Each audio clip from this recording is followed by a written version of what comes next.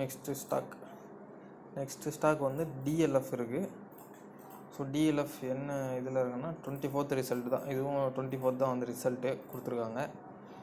So என்ன இதில் இருக்கான் அப்படின்னு பார்ப்போம். ஸோ டைம் ஃப்ரேமில் பார்த்தோம்னா ரொம்ப வெறித்தனமாக வந்து ஏறிட்டுருக்கான். அவனும் ஒரு மாதிரி ஒரு பேட்டர்னை பிரேக் பண்ணதுலேருந்து, இந்த இதை பிரேக் பண்ணதுலேருந்து நல்லாவே போயிட்டுருக்கான் பையன். ஸோ தென் இங்கே வந்து லோயர் டைம் ஃப்ரேமில் போய் பார்ப்போம் ஏதாவது இருக்கா அப்படின்னு சொல்லிட்டு பார்த்தோம்னா எதுவும் இல்லை நண்பர்களே. ஸோ இவனை வந்து விட்ருவோம். டிஎல்எஃப்லாம் ஒரு நல்ல ரிசல்ட்டை கொடுத்துருவோம். எப்படியும் மேபி புல்லிஷாக இருக்கும். சரிங்களா, ஆல்ரெடி ரொம்ப புல்லிஷில் தான் இருக்குது. ஸோ ரீசன்ட் டைம்ஸில் இன்னுமே வந்து லோயர் டைம் ஃப்ரேமில் போகும். பார்ப்போமா.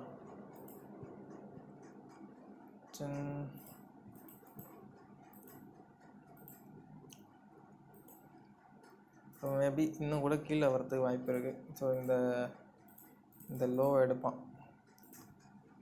இந்த லோவை எடுத்துகிட்டு இங்கேருந்து ஒன்றா இந்த இம்பேலன்ஸ்லாம் நிறைய இருக்குது. ஸோ இந்த மாதிரி இம்பேலன்ஸ்லேருந்து போகிறதுக்கு வாய்ப்பு இருக்குது. ஸோ எக்ஸ்பெக்டிங் நல்ல ரிசல்ட்டு. இதில் என்ட்ரிலாம் எதுவும் கிடையாது. ஸோ அடுத்த ஸ்டாக் வந்து நம்ம பார்ப்போம். டிஎல்எஃப்க்கு வந்து பாசிட்டிவ் ரிசல்ட்டு. சரிங்களா.